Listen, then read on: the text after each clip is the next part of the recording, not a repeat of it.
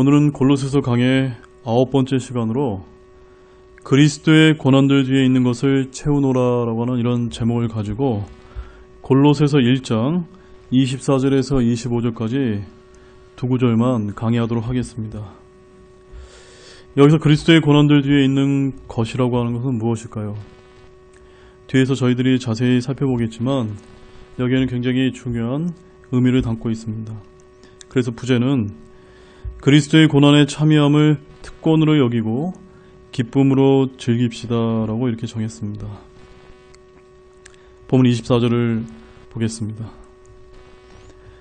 나는 이제 너희를 위해 내가 고난당하는 것을 기뻐하고 그리스도의 고난들 뒤에 있는 것을 그분의 몸 곧 교회를 위해 육체 안에 채우노라.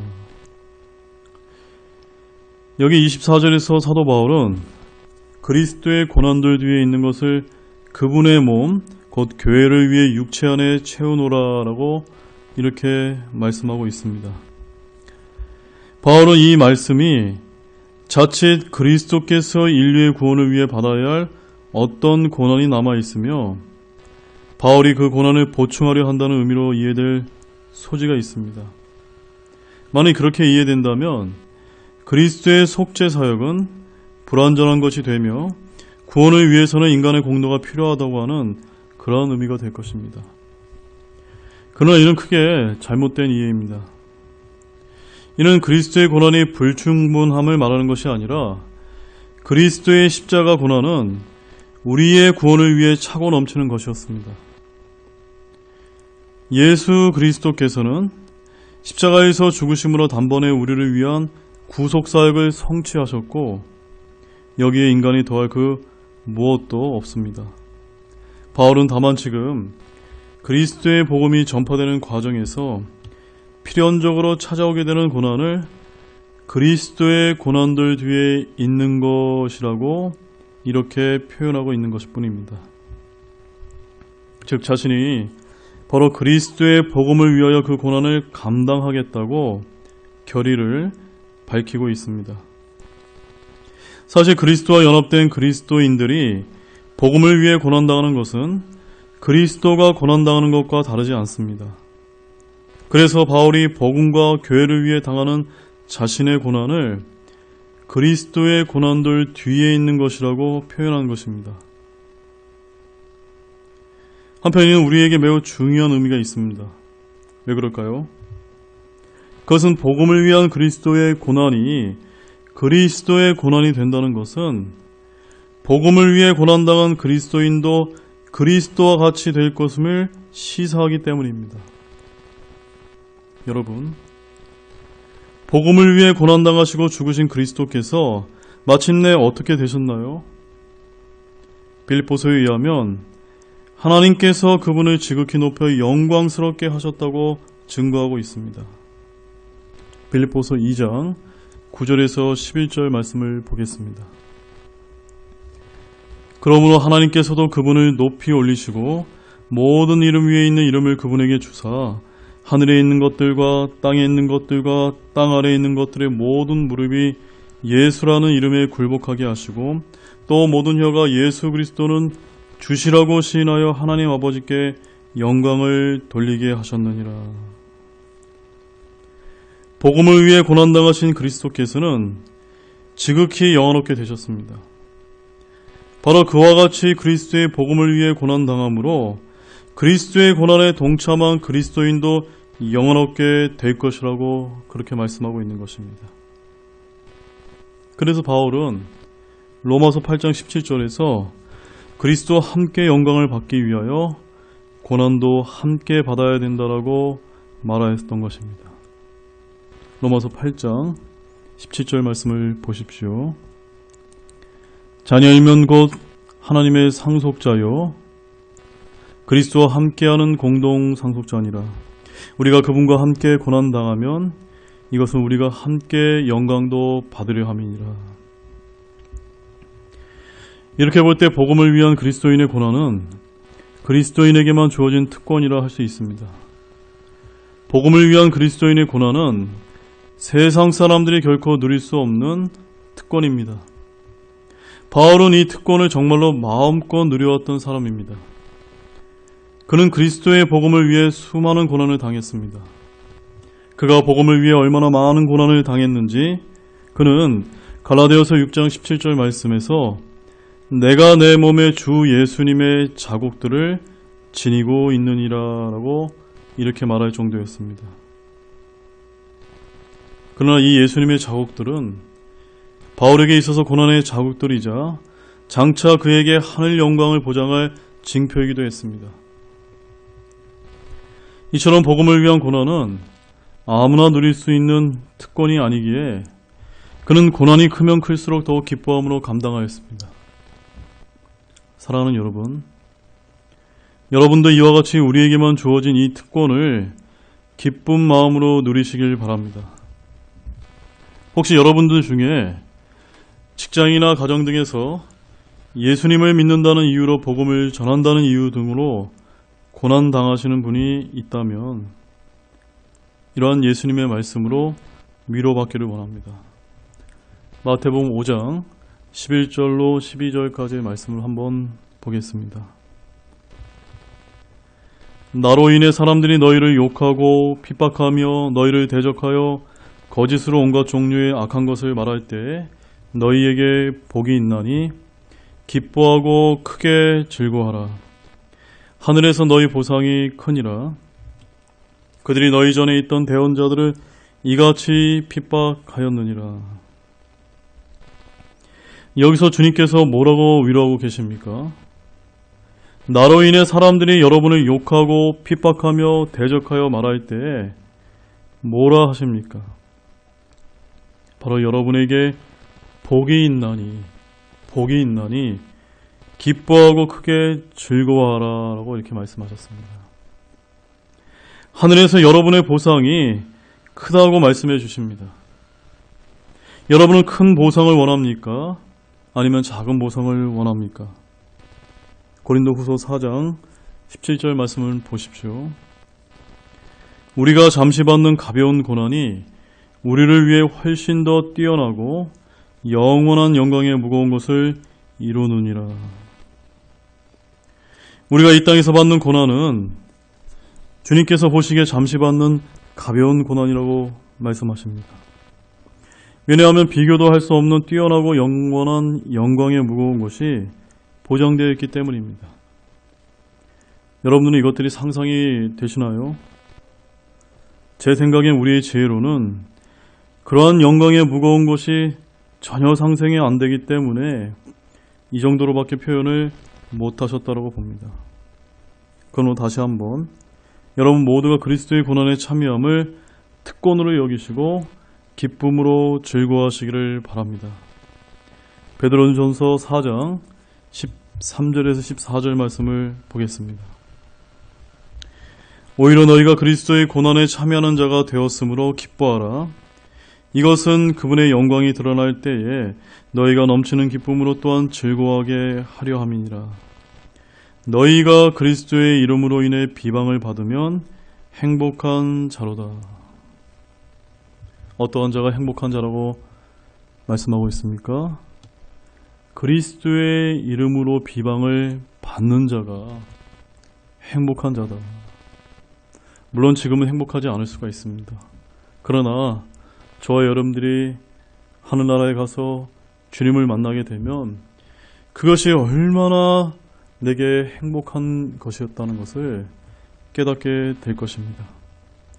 그러므로 지금 세상에서 오는 여러 가지 어려운 일들과 또한 고난과 핍박과 비방이 우리 그리스도인들에게 향하고 있다 하더라도 결코 낙심하지 마시고 그런 비방이 여러분을 정말로 행복하게 만들어주는 증표가 된다는 것을 기억하시기 바랍니다.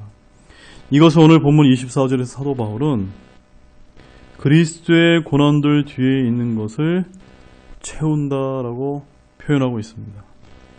이러한 것들 많이 여러분들이 채우셔서 하늘나라에서 보상을 받는 여러분들이 되시기를 바랍니다. 본문 25절 말씀을 보겠습니다. 내가 교회의 사역자가 된 것은 너희를 위해 내게 주신 하나님의 경륜에 따라 하나님의 말씀을 성취하려 함이라. 이 말씀에서 우리가 좀 유념해서 봐야 될 부분은 내게 주신 하나님의 경륜에 따라라고 하는 부분입니다.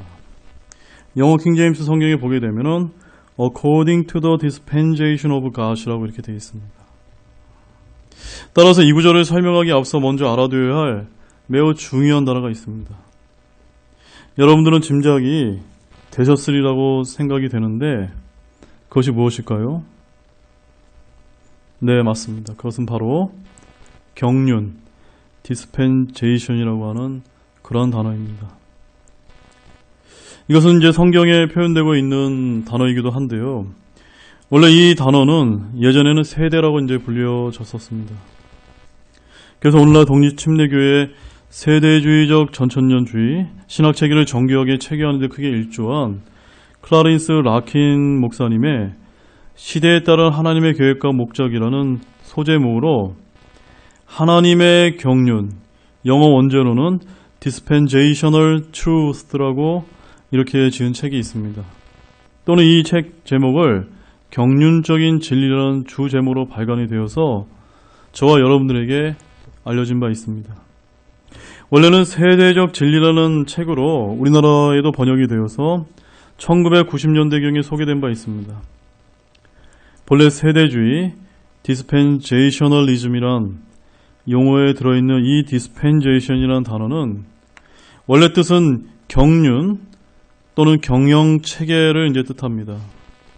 한 경륜체계에는 그것이 지속되는 기간이 있으므로 여기서 세대 혹은 시대라는 개념이 나오는 것입니다. 한국의 대부분 신약교회에서는 이 하나님의 경륜을 사용하여 성경을 해석하는 신학체계 또는 종말론을 보통 세대주의라고 이렇게 부르고 있습니다. 그래서 우리도 이전에는 이 디스펜제이션을 경륜 또는 경영체계 또는 세대 등으로 혼용했지만 원래는 기간이나 시대보다는 경영방식 혹은 경영체계라는 의미에서 이 디스펜제이션을 경륜으로 현재는 이렇게 부르고 있습니다.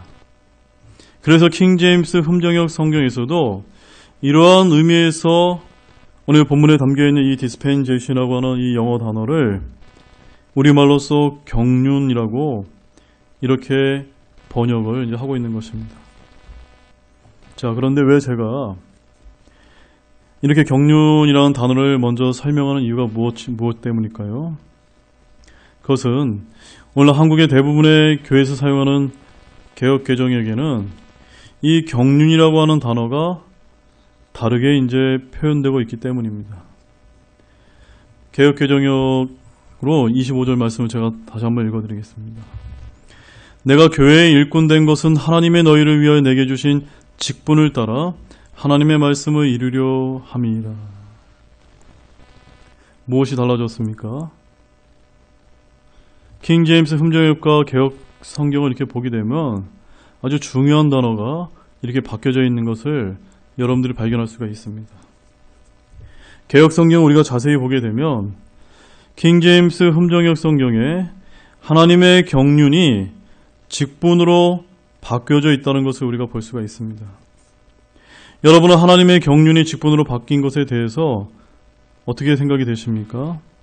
뭐 별로 달라질 게 있냐 라고 이렇게 생각하시는 분들은 혹시 없으신가요? 그러나 전혀 그렇지 않습니다. 하나님의 경륜과 직분은 엄청난 차이입니다.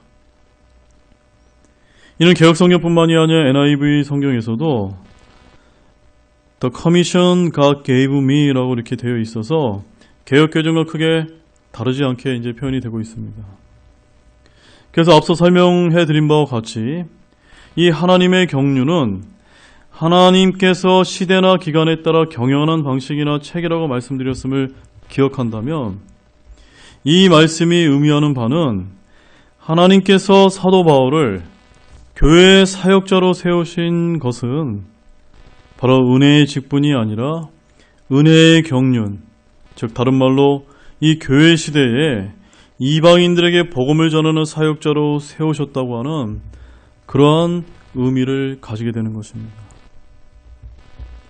근데 이것을 개역 개정 성경이나 NIV처럼 그저 하나님께서 내게 주신 직분이라고 이렇게 번역을 하게 되면 그 본래의 의미를 잘 표현하지 못한 것이 되는 것입니다.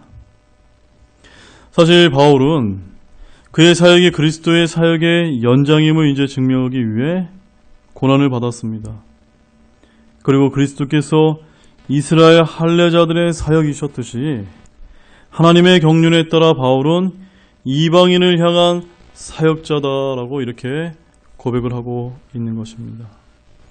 그래서 오늘 본문 23절에서 나 바울은 복음의 사역자가 되었노라라고 이렇게 밝힌 바 있는 것입니다. 로마서 15장 8절과 또한 16절에서는 예수님께서 어떻게 표현하고 있는지 한번 보겠습니다. 이제 내가 말하거니와 예수 그리스도께서 하나님의 진리를 위해 할례자들의 사역자가 되신 것은 조상들에게 하신 약속들을 확증하려 하시며, 그 다음에 16절입니다. 이것은 내가 이방인들을 향한 예수 그리스도의 사역자가 되어 하나님의 복음을 제공함으로써 이방인들을 바치는 일이 성령님을 통해 거룩히 구별되어 주께서 받으실 만하게 하려 함이라 라고 이렇게 이제 표현하고 있습니다. 이 로마서 15장 8절과 16절 말씀에서 앞서 제가 설명드린 그런 내용들이 아주 정확하게 표현되고 있습니다. 예수 그리스도께서는 할례자들의 사역자가 되신 것이지만 이 사도 바울은 바로 이방인들을 향한 예수 그리스도의 사역자로서 이렇게 부름받았다라고 자기 자신을 소개하고 있는 것입니다. 사랑하는 여러분, 이런 사도 바울의 이방인들을 향한 복음 사역자가 된 이런 말씀은 비단 사도 바울에게만 주어진 것이 아니라는 것을 우리가 좀 기억할 필요가 있다는 것입니다. 이러한 은혜의 경륜의 시대에는 우리가 사도 바울에게 주어졌던 이 복음의 사역자가 여러분 각자가 되셔야 된다는 사실입니다.